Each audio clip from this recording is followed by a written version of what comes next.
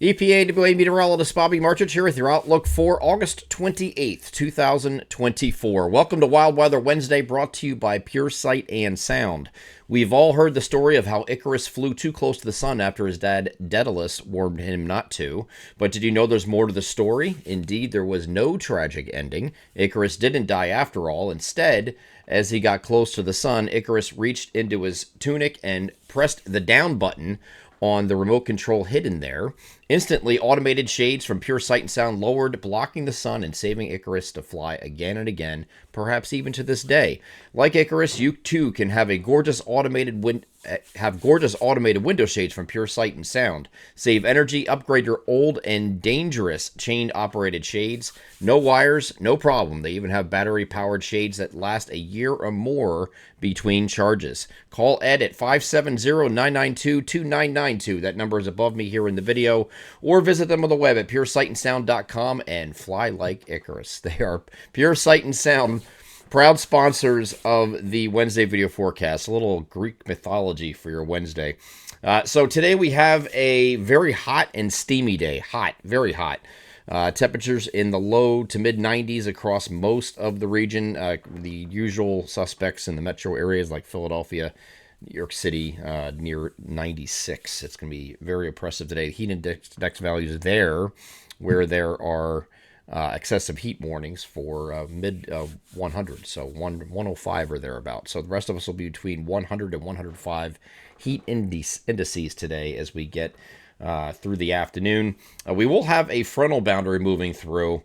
But I'll tell you what, this has been a very complicated thing, and it's apparently complicated for the SBC too, because they still have a slight risk for severe weather, and they moved it south today. And I do think the best focus of activity is going to be in the slight risk area if you're going to see something. But the problem is there's really not a lot of it. There's not a really strong trigger mechanism here. I know we have a front moving through, but at the same time, here's the global model. They really don't have anything at all. This is the European model, not showing anything. It's the latest run of the European model. So we get over the NAM high-res future simulated radar. I'm going to just jump ahead on me here. I'm going to start this off this morning. You got to go out through the entire day with really nothing. We get to about 4 o'clock. You see maybe an isolated cell popping here or there, right? It's not a lot of activity, very isolated activity. Some of these could be strong because you're just so hot and humid, so the environment is there, and I see what they're doing. But this is, when somebody sees this, they're usually thinking you're going to have a lot more widespread activity. You're just not going to have that today, it doesn't look like. And there's not really a lot suggesting that. Now, once we get further into the evening, different story. But during the day, not a lot, anything more than isolated. Once we get in the evening hours, there's a little bit more activity down here in the Delmarva region. And that will go in the overnight. But this is not going to be severe at that point because you're well beyond peak heating at that point. Winds have already shifted to the northwest on top of that. So, and then north eventually as that front passes. Here's the high resolution rapid refresh. It's the longer range one from this evening. And again, we're going all, this is 8 o'clock, and you're starting to see activity popping across central Pennsylvania, moving its way eastward. It's focusing on that southern area again, on either side of the Mason-Dixon line, or close to it anyway, south central PA over to southeast PA. But again, this is 1 o'clock in the morning here. I mean, this is going from about mid-evening onward.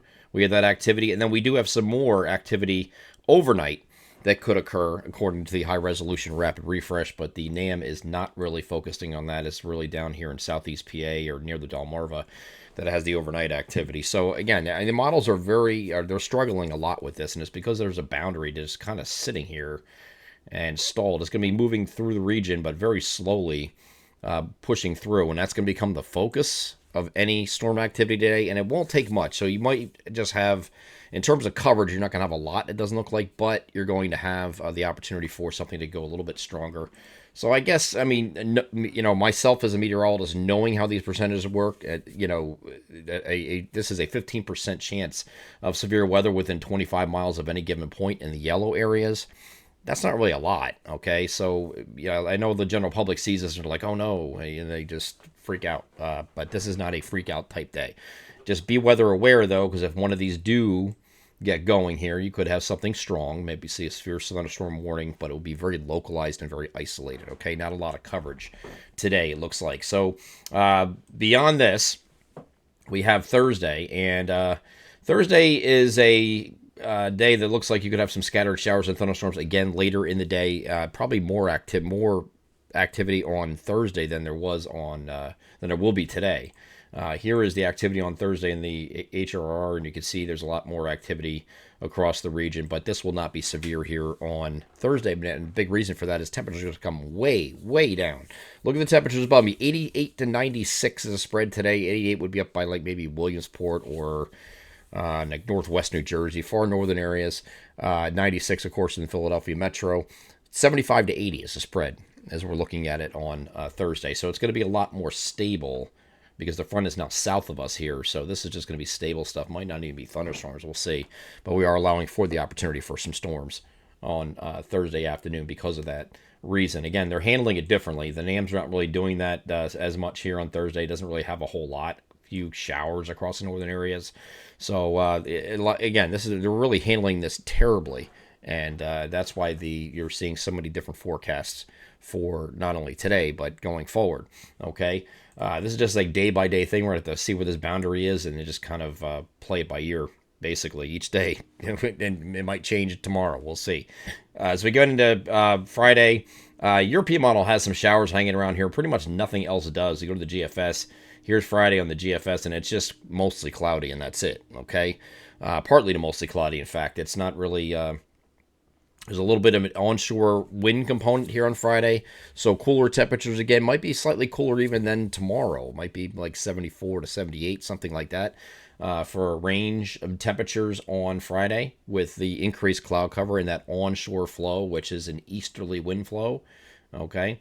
So more clouds and sun because of that. And then here's the next one coming in this weekend. This is a frontal boundary, but this is looking at late in the day on Saturday. If you have anything going on Saturday, don't cancel those plans because this front is slower. The front's all the way back here, and the activity ahead of it is just getting to central PA in the early evening hours. Okay, so far eastern parts of the state out here looks like it's going to be okay. When we have the NAM coming into range, which is not in range yet, we'll have better timing for this on Saturday because there will be some scattered showers and thunderstorms with this frontal boundary.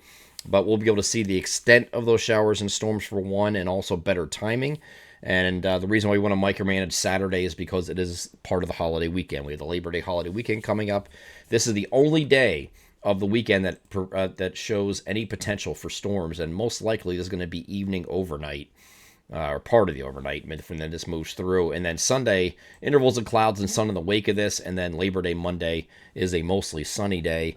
I'll tell you what, though, next week, when we get into a big high pressure sitting over top of us for Tuesday, it's going to be mostly sunny again, but temperatures are going to take a step back considerably. We'll be in the lower 70s, so like in the 70 to 75 degree range for several days next week in the work week. So if you're not a fan of what's coming today with these low to mid 90s across most of the region, there is a reprieve, and you're going to see it pretty fast, like one day to the next. So on Thursday, it's going to be a lot cooler, but it's not going to be like it is going to be next week. Next week's going to be low humidity, gorgeous, low to mid 70s. Really nice weather coming in for next week. I'm EPAWA meteorologist Bobby Martrich. That is your outlook for August 28th, 2024. Have a great Wednesday.